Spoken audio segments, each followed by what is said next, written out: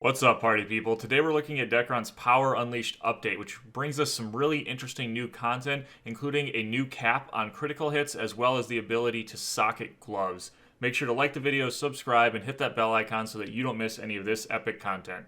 Let's get this party started.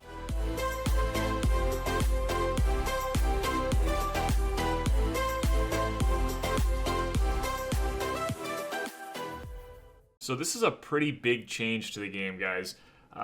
Here they state, in preparation for the launch of the new server, our eyes have been focused on the early game experience. Now that Helion is in full swing, we're looking back to the mechanics of high-end combat. So basically, what happened here is the VIT stat, or the critical damage stat, was raised from 300% to 400%, and that is a very large addition to the damage in the game. Now, if someone's maxing out their crit damage reduction, I don't know how much of a difference this is going to make. We're going to kind of have to see what that looks like. But I will say that in PvE, this is going to make like a huge difference in how challenging dungeons actually are. And they said here that there's no shortage of defensive options in Dekaron. So they're trying to make the combat a little more, deadlier and exciting by increasing damage, and I do think that's fun. I kind of miss that a little bit, like hitting really high hits on people. But honestly, all I really see this doing, because the defensive options in Dekaron are all like locked behind a paywall for the most part, all this is going to do is just make the people that are already incredibly strong even stronger. So like for your average person coming into the game, it's just going to discourage them. So I don't know if this was necessarily the right answer. I think balancing stuff in general instead of just increasing damage would have been better, but whatever. So in addition to that, they added glove socket stones, or they added the ability to socket gloves, and in addition to that, there are glove socket stones to go into those, and you can see the stats on those here. So they've got physical penetration and magical penetration. Once again, they're trying to fight the fact that some people just have way too much defense. So they have physical penetration stones and magical at 0.1, 0.3, 0.5, and I'm guessing that you can put 4 in the gloves, so you can decide what you want. So if you're using magic, you'd use magic. If you're using like your physical attack, you use physical.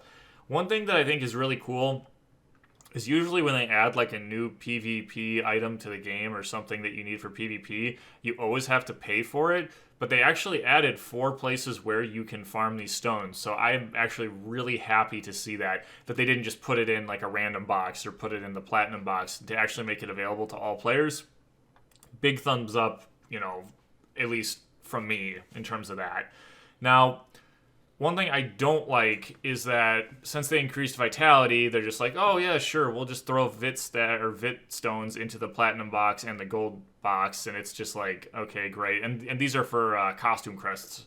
I just wish that the whole crest system in general, I just have a lot of issues with.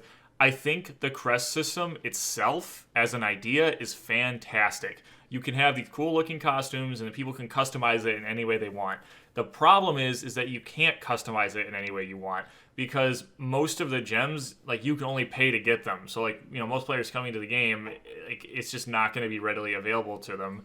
And at least on the Triste server now, there's tons of pliers and hot pliers running around the game, so you can easily change it because of the event they had. But in general, I feel like those should just be farmable in game. I don't know why they would only show up for events. And I feel like they're also they should be more available on the Helion server so that people can customize their costume once their time costume runs out. I don't understand why crests have always been like the only really good way to get them is from the D shop. I really feel like, because there's different levels of crests, right? I feel like, the ones that you pay for should be in the higher numbered ones should be the ones you pay for, but they should have at least some option available to farm in game. And I'm not talking about the one in Arcadia, because it takes way too long to farm it, and then the stats on them are absolute garbage. So like, I'm not talking about that. There should be like a dungeon in game where you can farm something and get these like lower level ones. So for example, 140 VIT is currently the highest green gem for that. So why not have the 140 VIT available in the platinum box, and why not have like a 110 VIT available to farm in game? That way people who want to farm can still compete, and people who want to pay can still waste all their money to get the best in slot crest or whatever. That would be my suggestion, but I doubt we'll ever see anything like that.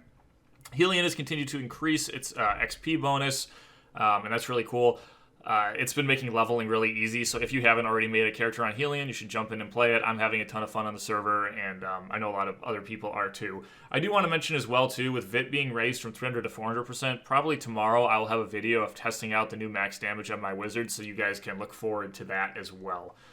Now, oh god, here we go, talking about the Karen Bell emblem again.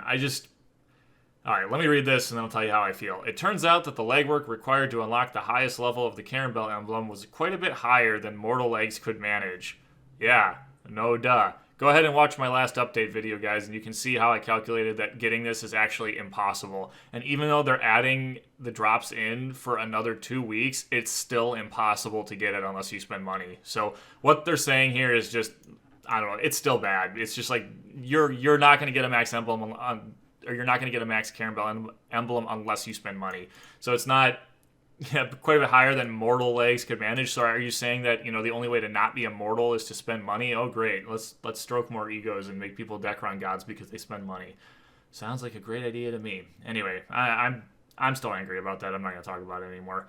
The dungeon drive is being extended, so secret stashes, which include cozy gifts, will appear for another 2 weeks, which is great. So if you haven't farmed your white candy earring yet, I would get on that now because you only have 2 more weeks to do it.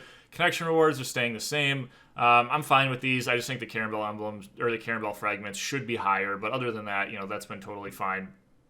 And changes to DK Square will remain in effect. So you still only need 6 people to start DK Square. And honestly, I haven't seen DK Square that incredibly active, so maybe even less than that would be better. I'm not sure, but they don't want people abusing it. I understand that as well. So they did add some new stuff to the D shop. It's stuff that I honestly don't really care about. This is a pretty decent package if you're trying to get skill books and you're trying to get Dragon Souls and you don't want to farm them. I will say it's a decent package, but still, as you guys know, I don't really pay too much attention to this stuff. They moved some stuff around. They did add a pet box back to the game, although I don't see that here. Oh yeah, here you can now purchase the all-socketed pet lucky box, so that's in game too. I'm not going to cover that too much longer though. And there was some emergency maintenances that were going on, so they gave us some free stuff for that. So the Holy Water 7-day, which actually isn't true, it's a 3-day one. I don't know why it says 7 days here. And 2 experience scrolls were much appreciated. Now, if you're interested in some Dekaron drama, then we can talk about the serial socket situation. Now, I wasn't really following this at all, but basically what happens was there was a box, and inside there were 5% and 6% costume crests, but they were supposed to be immortality reduced 5 and 6%. So basically, instead of being a belt socket, they were a costume thing. And it misled a ton of people who wanted to get this 6% immortality reduced because guess what? It's the best in slot. It's the best in slot gem because 6% is, I mean, that's really high. But basically, there was a lot of miscommunication about people getting paid back or actually getting the item, and it turns out that they weren't actually allowed to give out these 6%, like they were never supposed to be in game. So basically, a bunch of people were like, well, hey, you guys should probably give us our money back because we had false advertising in terms of what we were getting. And Papaya said no. So instead of paying people back, which is what they should have done, they gave out this, which I guess is an okay way to pay people back. I don't know. Maybe guys who got paid back, you can tell me if you feel like this was a justified compensation or not. I don't know. I don't buy a bunch of stuff out of the D shop. I don't get stuck into corners like this for that reason, but I do feel bad for the people who were lied to. So hopefully Papaya will reconcile that in the future. But yeah, tell me what you guys think about that for sure. And then the last thing is Rondo, Ruler of Waves, is no longer invisible, which is actually really good. There's a main quest, and when you go to find this guy in Aquarius, he was never there. He was invisible, so now he's there in his freaky fish-looking form, which is great. And they changed some stuff to Arcadia, and they fixed a text error. So there you go, guys. Another interesting thing that happened with this patch that isn't mentioned here is they actually removed a bunch of crafting options from the crafting menu. Some of the more notable ones were the ability to reroll Heffron items, which is a major issue because that was actually a really good system. So I'm hoping they're going to bring that back. And then another thing that was removed is the, I can't remember what they're called, but there's those little sockets that go on your left and right. I think it's like attack and defense force or something like that. But you could make those little, I think they were called like Fabno Flames or something, but those were really important for killing the traps in Crespo Hard Mode Dungeon, so I also really hope that they bring that back as well. We'll just have to kind of wait and see.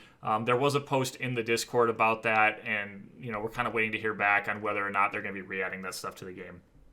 Anyway, guys, that's basically what happened with this update. I don't really have anything else to add. Like I said, look out for the video where I'll be testing out my new 400% damage on my wizard. But other than that, I think that wraps things up for today. So I hope you guys enjoyed this. Questions or suggestions, as always, you can leave them in the comments. And until next time, guys, take care.